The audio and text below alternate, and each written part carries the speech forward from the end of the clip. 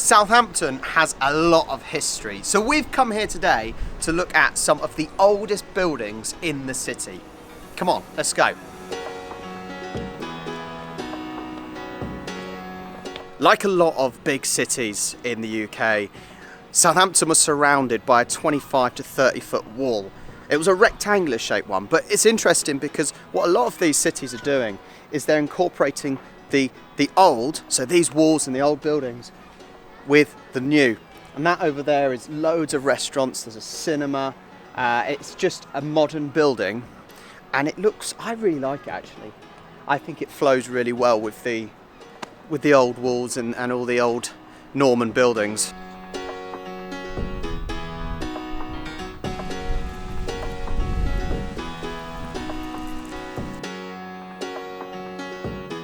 So this is St Michael's Church, and it was built in 1070, so quite a while ago.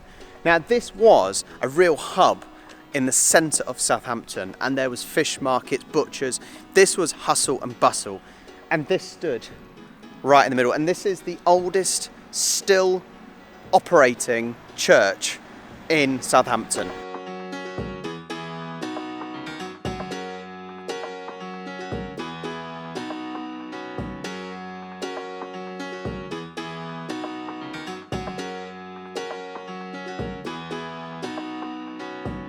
Unfortunately, it is not open to visitors. I think that's a real shame. Now this has had a few modifications. It was originally in that crucifix form that a lot of churches are in, but it's had extensions, it's had fires as well. This has survived World War I, World War II. And if you look, you can still see the tower in the middle is still original form. And it's, it's incredible that you still have buildings like this that are still around and operating and run like normal. We've made it to King John's Palace, or the ruins of it. So it's a Norman merchant's house that got its name because it said King John once lived there, which I don't think is actually true. It's not true. Apparently he didn't live there. But it's actually now become part of the wall, so it became part of the defensive wall later. So it's from 1170. And so apparently a lot of these old buildings actually got just merged with the wall that they were building. Yeah. Because they were quite good structures, physically strong structures as it is. So you'll see different bits of the wall that have just become the building and the wall in one. It's all in one, and that's kind of most of everything we're seeing today is all part of the wall because that's what's been preserved. Apart from St Michael's Church. Yeah, apart from the church. Yeah. So right, we on to the next one. Let's find the next one.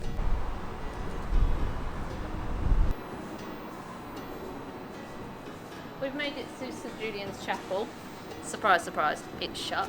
It's actually known as the Little French Chapel because all the services here are still held in French, which is crazy in Southampton. You just wouldn't really think about it. But it actually looks nothing like it did. So it was built in 1190, but it had a serious facelift in 1861 where they replaced pretty much the whole of the chapel. So the fact it's that old, is it still really counted as that old if most of it's been replaced?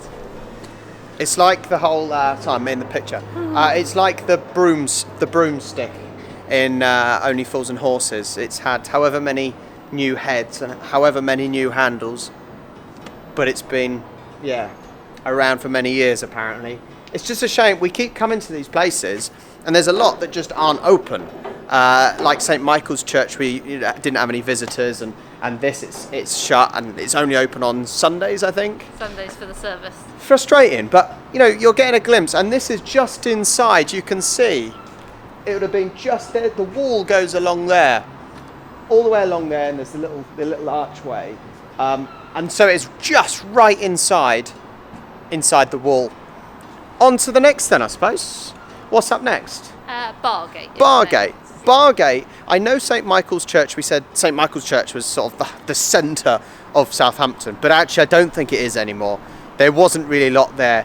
Bargate, I think, is probably the centre of Southampton now. It's really interesting because all along this road there are different plaques on the pavement with different achievements, some quotes. Let me just show you a couple.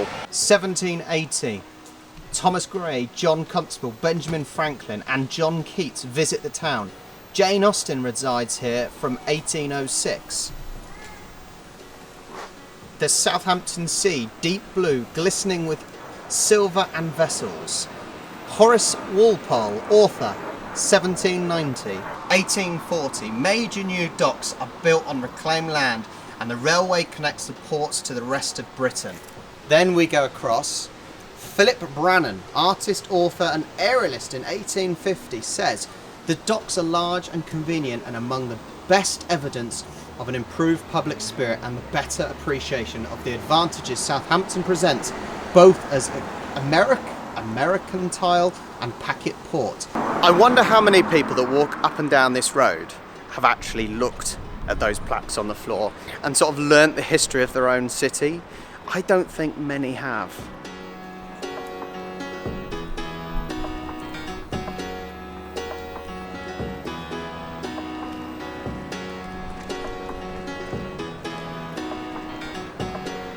Our final stop, this is the Bargate. This really is the centre of Southampton now.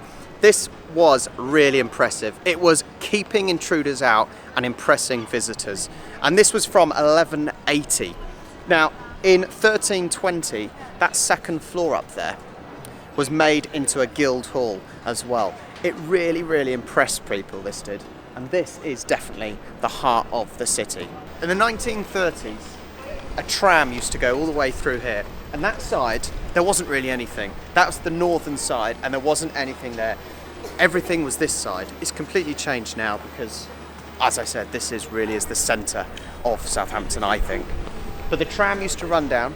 The walls were knocked down either side because they needed space for all the trams. Such a shame because actually I think it just made everything a little bit more compact, a little bit more close, and made it more of an actual city feel. But it's such a shame. I think they need to bring back trams. But what you can see is this city is having a lot of redevelopment. So we saw at the start, we saw all the new restaurants and cinemas, but this was an old shopping centre, completely knocked down. Who knows what they're doing? It's been going on for years. But this city is in a real stage of redevelopment, and there's a hell of a lot more to come. Now I'm going to quickly show you what the main high street now looks like, and then we're going to get some food. Come on.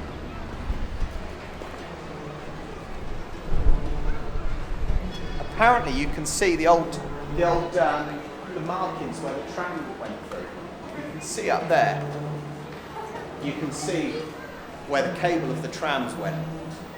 All the indents in the bricks.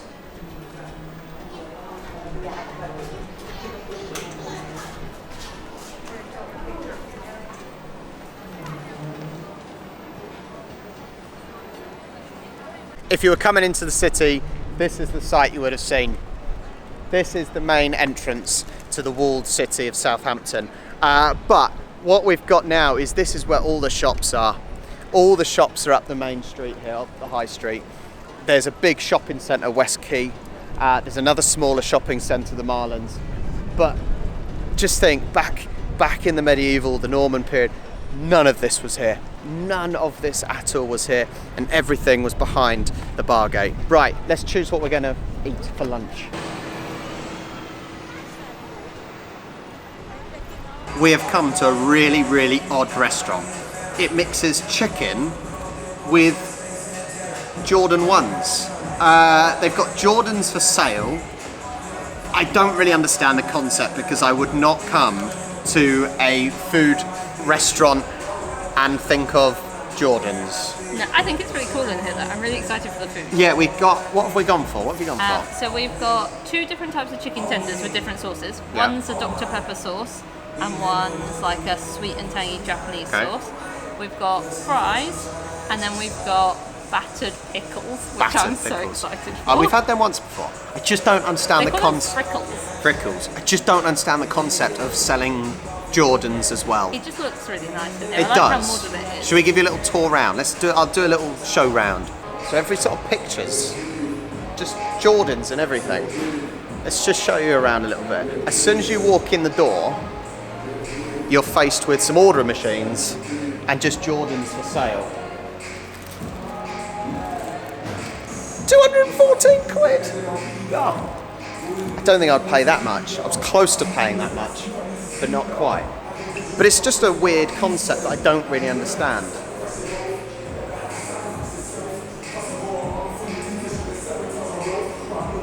I would like to show you this though, hang on. Oh, Jordan's on the wall. They do have Time Crisis, classic Time Crisis. You do have to pay for it though. So, what's your Jordans of choice today as we're here? I've gone green today. I've got mid tops because mid tops. Yeah, mid tops. Jordan 1 mid green. Basically because the mids go with shorts a bit better. The high are a little bit too high. It's just funny to find a place like this. It's really odd. I'm just looking forward to food though because I'm starving. It's a brand new place. Me too. Been open since March. If it's a good food, I'm going to come back for sure because it's good to find restaurants that become our favourites. Food has arrived. Okay, let's try them. What's this one? These are Dr. Pepper. The Dr. Pepper ones. Okay, we're going to get very messy hands, I think. Hang on. Oh my God.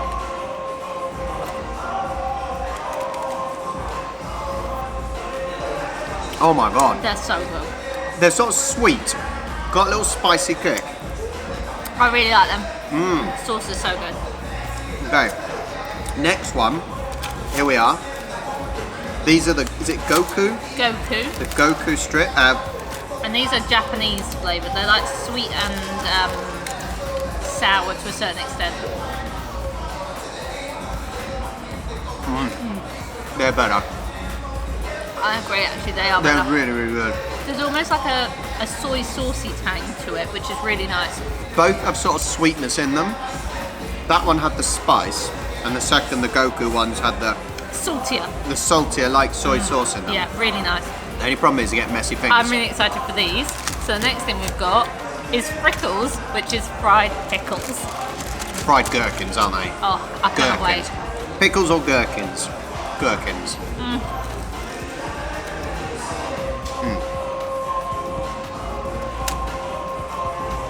I would just eat the whole basket of them.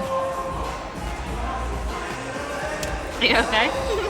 See, They're really hot on the inside. I love gherkins anyway. If ever we have a McDonald's, it's always extra gherkins because it doesn't cost anything else. And last up, chips. Seasoned fries. Seasoned, but I can't really taste any seasoning on them. They're nice though. The tenders just take me back to when we went to St Patrick's Day London Irish game. Very similar taste actually. These Them ones, the Goku ones. Yeah, they're really What similar. were they called? Can't remember. Something similar, that sort of Asian vibe.